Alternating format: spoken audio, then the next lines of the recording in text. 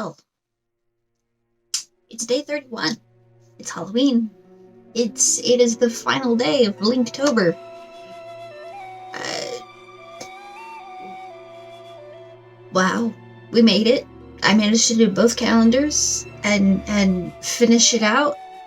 And ironically, these two pictures that are on the final day are actually the first two pictures that I finished. These ones aren't done traditionally. It's not another pumpkin. I did do these digitally just because of what it is that I wanted to do. The last day of Linktober is always a free-for-all, so for the main calendar, I decided to do the next picture for my Skyward Sword story, where Link finds Gerahim 5 years after the end of the game. And then for the Shadow Prompt free-for-all, I decided to redraw the cover for my Darkness Descended story to update a little bit, both in skill level and just in the look of how I have the characters. So, check it out. So, this is the 6th picture of my little Skyward Sword story. I say little, but it's actually quite long, as each picture has quite a bit of words to it. But yeah, so a little backstory for this is it's 5 years after the end of Skyward Sword. Link's just, doing his little patrol thing, walking around, making sure everything's okay. I mean, he knows it's not okay because more monsters have started showing up recently. Since putting Fi in the temple, he has not picked up another sword. He adamantly refuses, which infuriates Zelda. And he ends up coming across a clearing where Demise's sword is, Gerahim. But Gerahim is so weak at this point that he's essentially a ghost and can't be seen. So there's not much interaction. It's just Gerahim figuring out that he can't be seen or heard. And then the next day, Link comes back and he finds out that after an outburst he had, Link could hear him. Link touches the sword. Voila, he can see Gerahim. They have a talkie-talkie. Link comes back again. And Gerahim's tired of being stuck in the damn clearing. So he's like, I don't like you that much, but if you're planning to go into the deep woods, you're dumb for not having a sword, and I want the heck out of this clearing. So as much as I don't like you, take me with you. To which Link responds of, how can you be my sword if you still want Demise and I took Demise from you and you hate me? So Gerahim has this internal conflict of, he still is loyal to Demise to a point, but he's seeing, like, Link is pointing out all of these things as, like, if he's really that great, then why didn't he this, or why did he this, it's like, kind of just pointing out, it's like, Link's cool, and Gerahim starting to see that maybe Demise wasn't quite such a great master, but he was Demise's sword for so long, it's kind of, trauma. So Link does take up the sword, and Gerahim gets a wardrobe change, because why not? I also just don't want to draw him in white spandex all the time. They go back, and Zelda throws a fit, because Zelda throws a fit. I'm not a fan of Skyward Sword Zelda. I'm throwing that out there. I don't like her that much. She's, ooh. Like, I wasn't, okay, she's kind of bossy, she's annoying, she doesn't listen to Link. And then the bit after the Fire Temple, or the Earth Temple, I guess it was, yeah, the Earth Temple, after you fight the lava rock, and she just ooh, that entire scene pissed me off. But yeah, so, she throws a fit, and Link's like, don't care, and walks away. He's like, I promise I will be careful, leave me alone. and goes to find Groose because Groose has wanted him to show him a new invention. So Groose gets to freak out over him being there, which was fairly fun to write. And then the next day, after getting all the provisions that Link will need, because Graham doesn't really need anything, they head out into the woods to head for the deep woods, and that's this picture. So they're heading into the deep woods, and I haven't actually written this part yet. I will write it when I post it.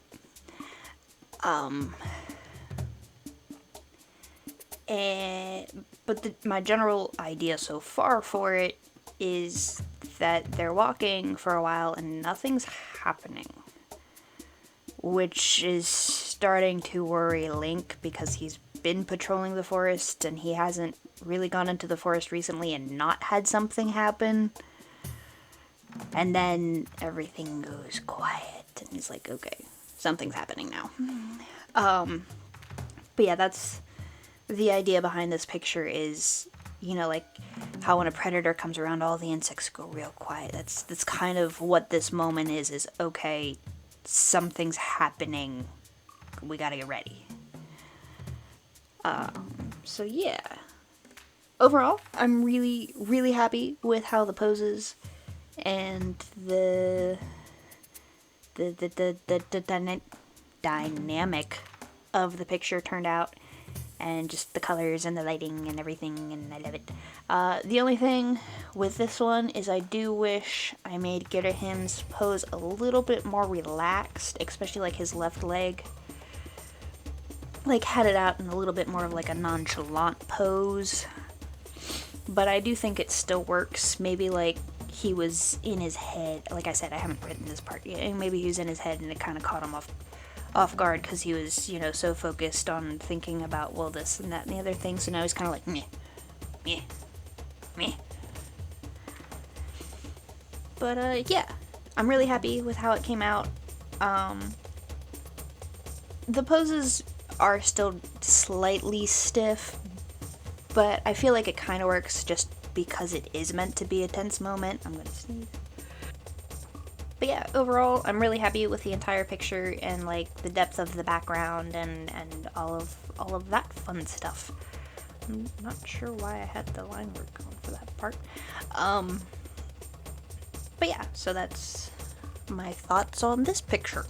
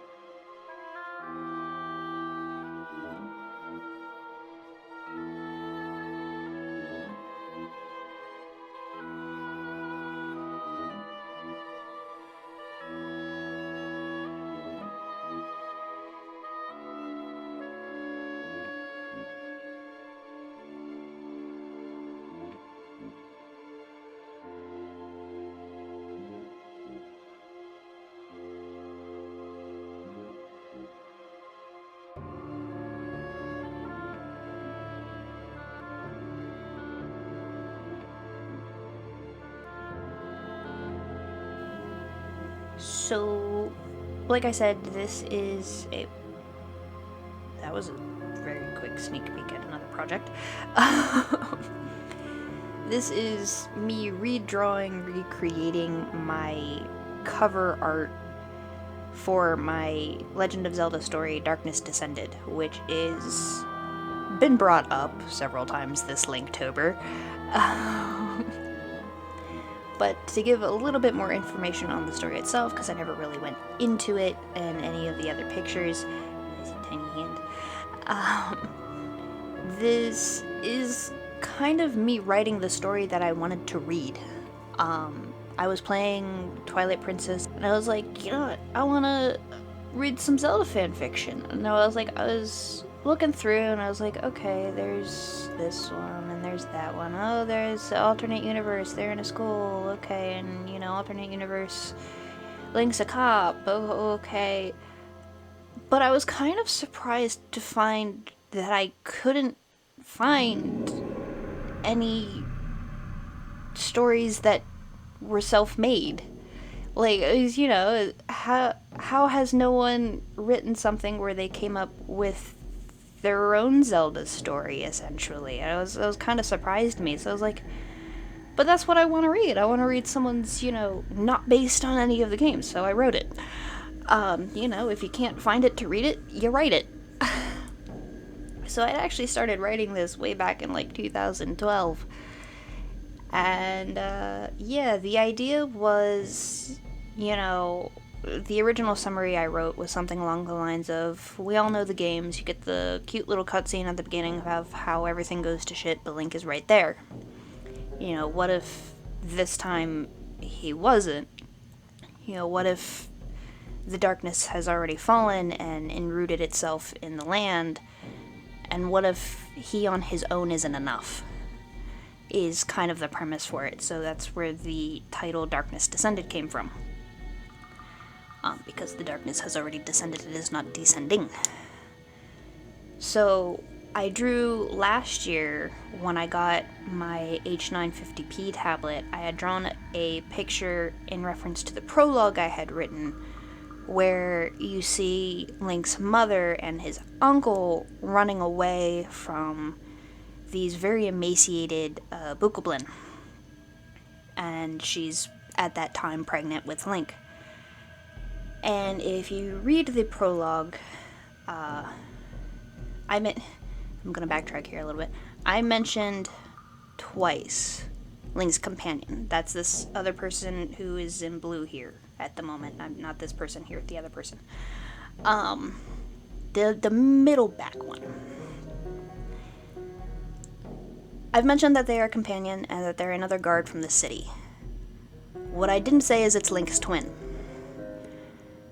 If you read the prologue, which I will link in the description, at the very end of the prologue it's commented on there was only supposed to be one boy. So why are there two children? And this comes from when they were attacked when his mother was attacked in the forest. She was hit with a blast of evil energy, which ended up splitting Link's soul. So he has a twin. That's this other person over here.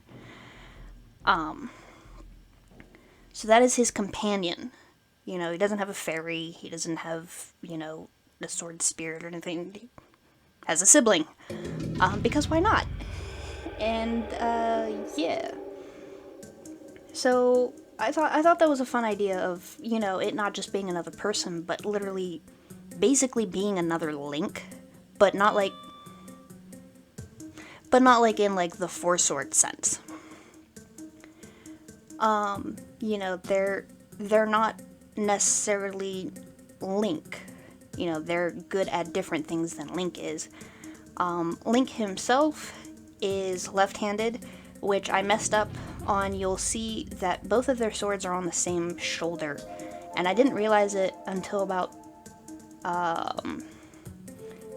until I had actually finished the Link prompt that I did traditionally, and I was looking at it and I was like, wait a minute, that's his right shoulder.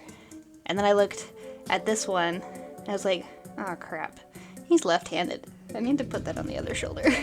So I did make that edit here, at least. I can't really fix it on the paper one. But yeah, Link is left-handed and the sibling is right-handed. The sibling, however, does typically use dagger and short sword, and also prefers a bow over the sword, as opposed to Link, who prefers his sword.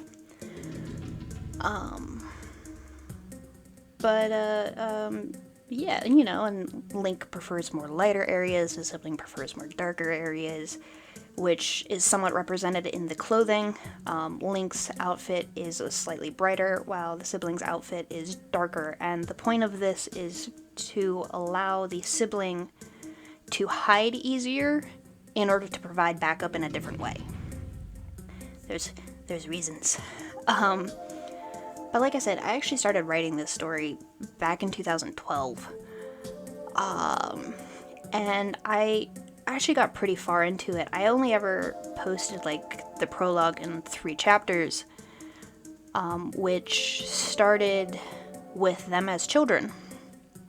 And it isn't until like chapter 19 that they actually leave their city and start their journey. Not 19, 8 or 9. And I wanted to kind of show them growing up and show their personalities and their friends and such like that, who are also a part of the story. They're not just, you know, okay, Link and sibling are off on their journey, everybody else becomes irrelevant. No, there's going to be spots where you're back in the city with their uncle, or where you're off with their friends who they trained with.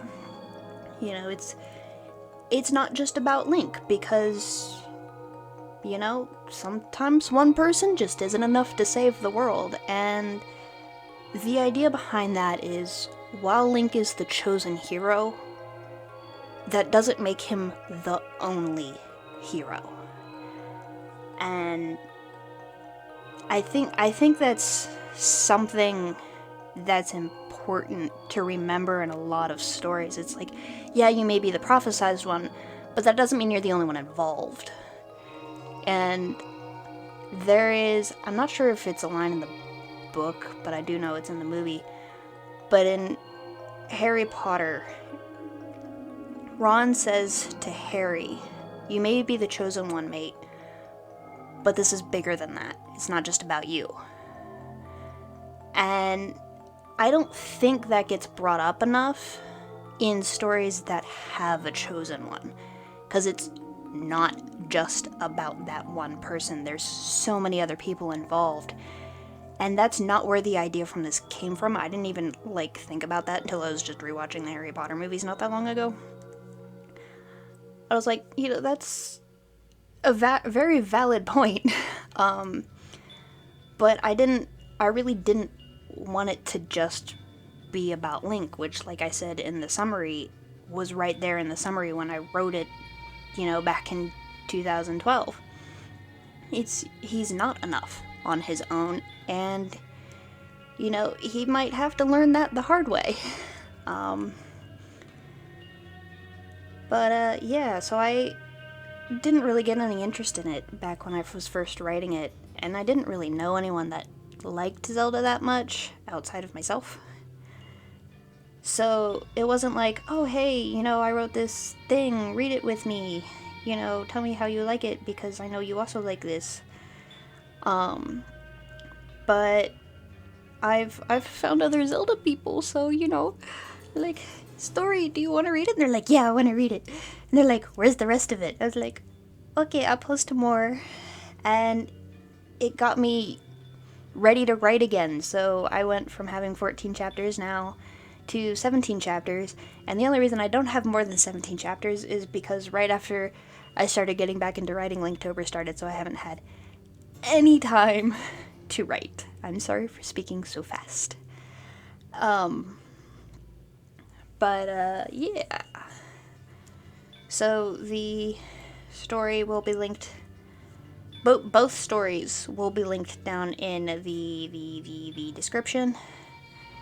And I had so much fun doing all of these artworks this year, and getting back into writing and all the other stuff, and finding new artists to follow, and surpassing 100 subscribers, which I'm still absolutely blown away by.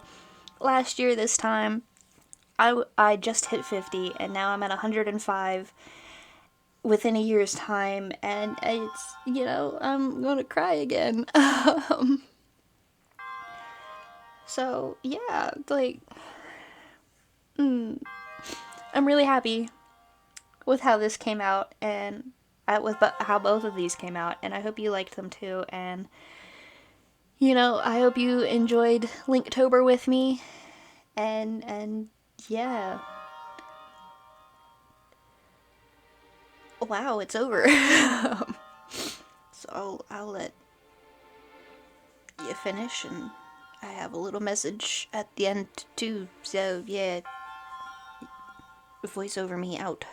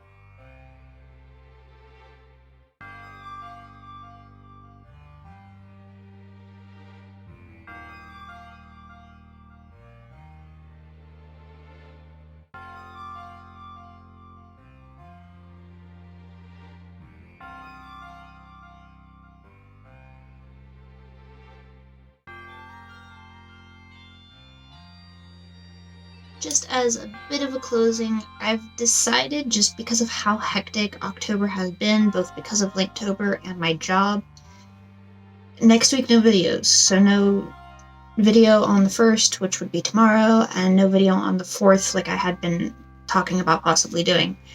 The look back through Linktober video will be the following Sunday on the 8th. So yes, I'm going to take a week off because there are things I need to catch up on. But I figure you just got a whole month's worth of videos, so you should be good for now. But yeah, if you enjoyed these two artworks and the past month's worth of artworks, and you'd like to stick around, then, the subscribe button, hit the bell, and join me on my arty journey. So, until the next time.